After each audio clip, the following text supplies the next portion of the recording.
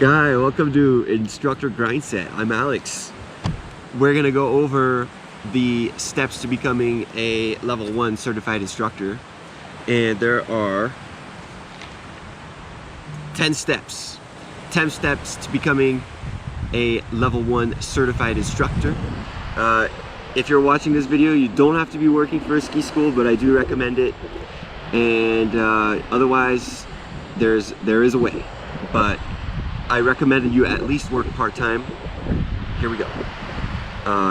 First, you have to pick a pathway. There's several pathways. There's adaptive, which is teaching snow sports to people with various handicaps, disabilities, whatever you want to call it. So autism, cerebral palsy, blindness, that you name it, they teach it basically. And Alpine is the most popular pathway. It's basically skiing, regular old Alpine skiing with the bindings that lock your heel in. You know what that is. Then snowboarding. If you're a snowboarder, that's where you go. And if you're a skier, I recommend you do the snowboard pathway as well. But right now, let's just focus on level 1. You just do what you're strongest at. So there's snowboarding and cross country. Cross country, you'd be surprised. It's pretty underrated. There's a lot of jobs that are really interesting that you can get just with a level 1 cross country skiing certification.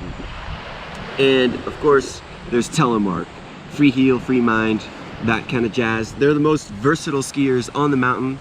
If they have fish scales, they can go right out the boundary line, and they're skiing low grade all day, getting the pow turns till 6 p.m.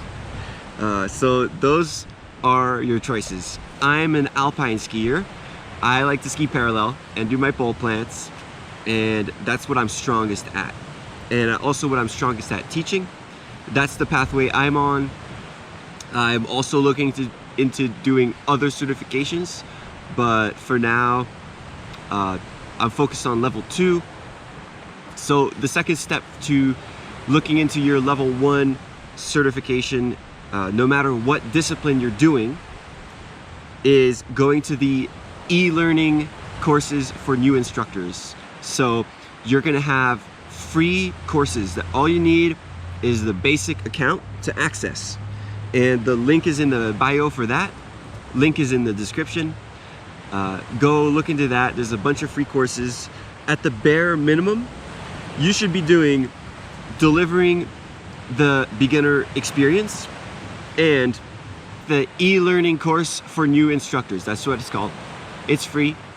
You don't need to pay any dues. No membership is required, really. You just click on the thing, you get started, and you get to see what it's all about.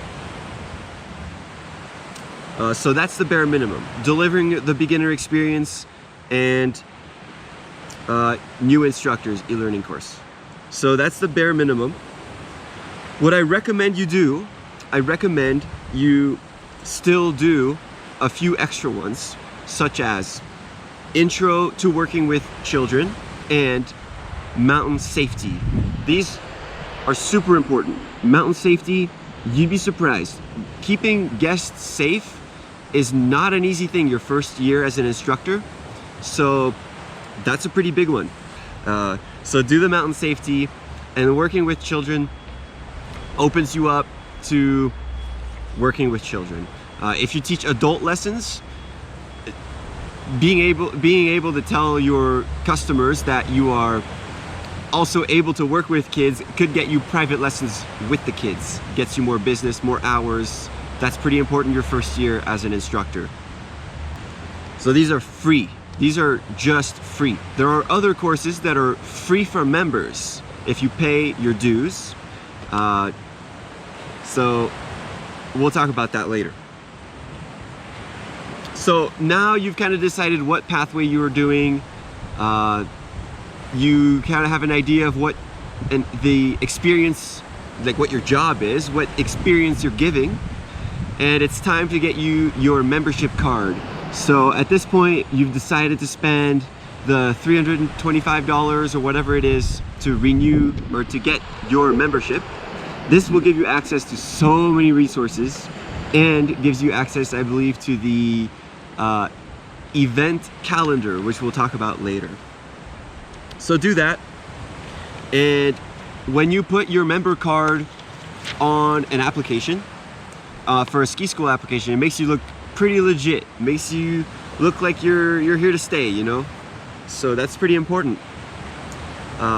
So you have your membership, and now it's time to look at books, which manuals to get. So there's teaching, there's manuals that are focused on teaching and manuals that are focused on the progressions and the technical side of the sport.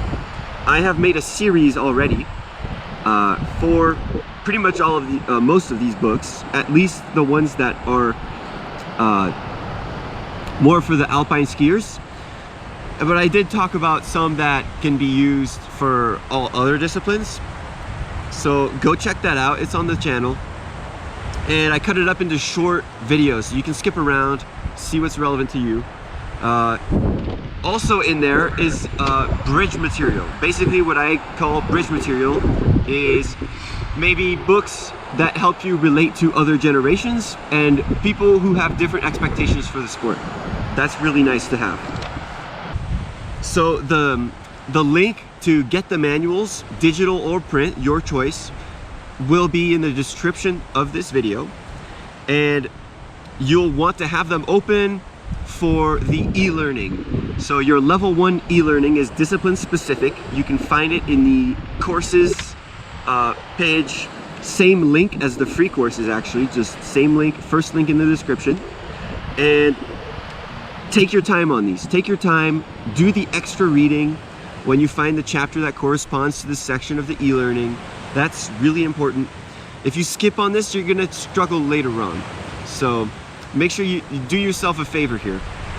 If you're not working for a ski school, you will need to do a prep class. I do not recommend you go for level 1 without working for a ski school, at least part-time. Working part-time gives you access to training and a locker room where you can find a lot of good knowledge and ask a lot of questions. You need this. You need this, but some people just go for, before you take your level 1, you need to do a prep clinic if you're not working for a ski school. These are hard to find and far apart.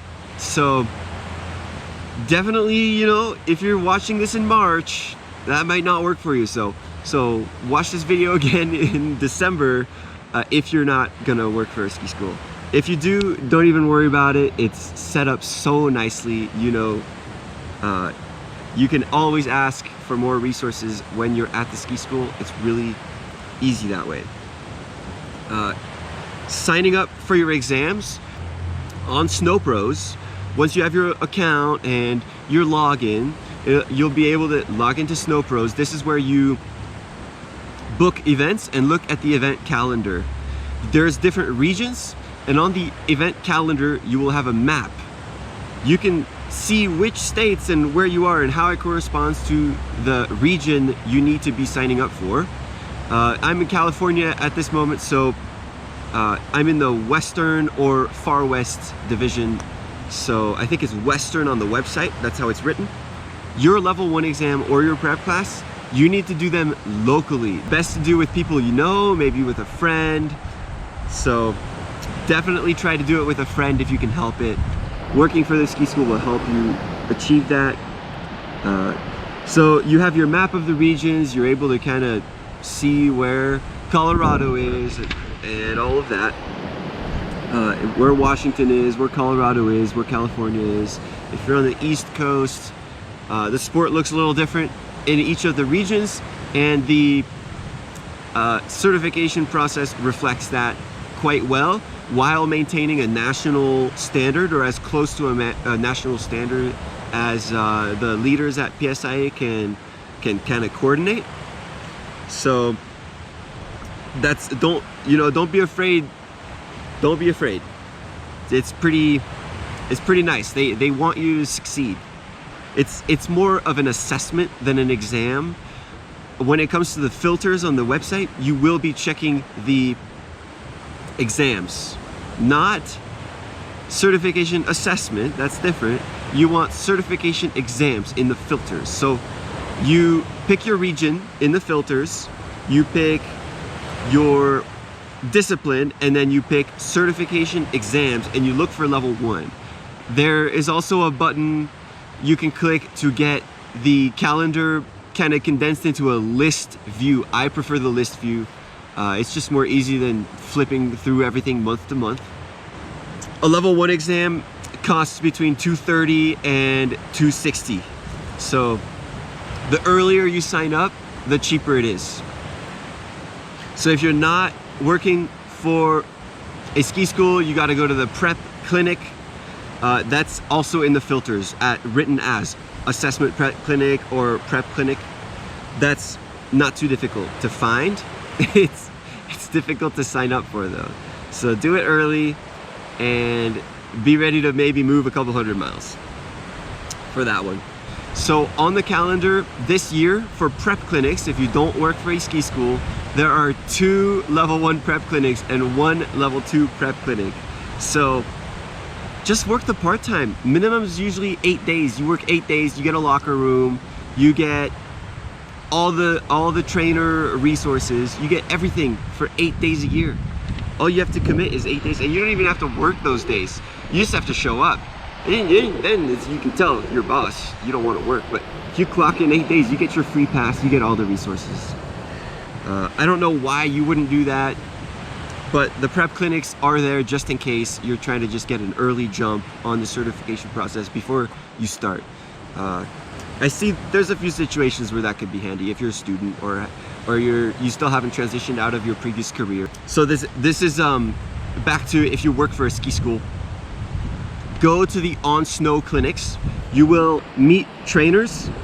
You'll kind of see what training looks like for that part of the sport. You will also meet the people who are looking into doing the level 1 at the same time as you. This is where you can connect with people, study with people, and find people the same level as you to go skiing with.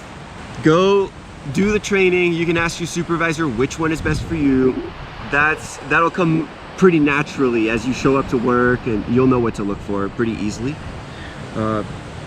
So go skiing with your friends after that. Go skiing with your friends, take videos, talk about skiing, talk about what you read, talk about which trainers you like and don't like, and which ones are still teaching or training based on the older manuals and how you're going to work around that. So after you've done clinics and you've gone skiing with your friends and you've practiced movement analysis, you need to go to one more clinic and ask your trainer specifically if you're ready for technical understanding, movement analysis, demonstration, and teaching a beginner progression. The trainer needs to tell you how they think you will do on each one of these sections specifically, because the couple of days before the exam, you can get a lot of learning in if you know what your weaknesses are. So now you're kind of all signed up. You're pretty much at the exam. It's going to be stressful, and you're not going to know whether you pass or fail until the end of the last day of the exam. So you need to do your best, whether you think you're going to pass or fail, the whole time until 4 p.m. on the last day. You have to. It's not an option. If you think you're going to fail, don't even think about giving up. Don't think about any of that stuff. And your examiner will try to get the best out of you. They may ask for more than is required of you for level 1. You absolutely need to lean in to their demands. This will help your coachability score. Basically, examiners who certify you look for whether or not you're coachable and able to take advice. They want you to be as much a student as you are a coach, an instructor. So pay attention to that. You can fail an exam just for not being coachable, just for refusing to improve during the exam. So be adaptable and be nice. You know, just shouldn't be that hard because you're a first year instructor and you're here to learn anyway. So you'll be just fine there. But do not give up or mentally check out. It is the worst thing you can do, and giving up or mentally checking out also affects your examiner's ability to give you feedback. You need to do your best constantly so that your feedback will be more potent. After your exam, you'll need to keep your certification current. There's things called CEUs that you need to do probably about every 2 years at the bare minimum, and I'll make a video on that specifically. That'll be coming out pretty shortly.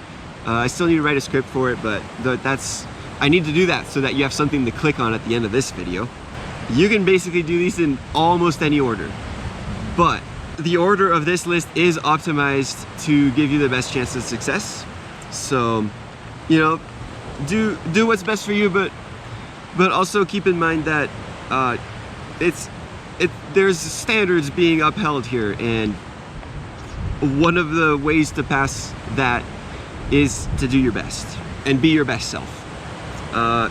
So those are kind of the 10 steps to becoming a level 1 instructor.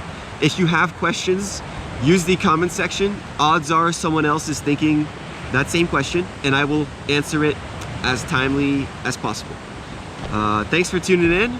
Next video is either going to be a video on backlining, what it is, how to do it without pissing off supervisors, and then yes, the CEUs video, I'll be making that shortly. Thanks for tuning in, and have a good one out there. Ski safe.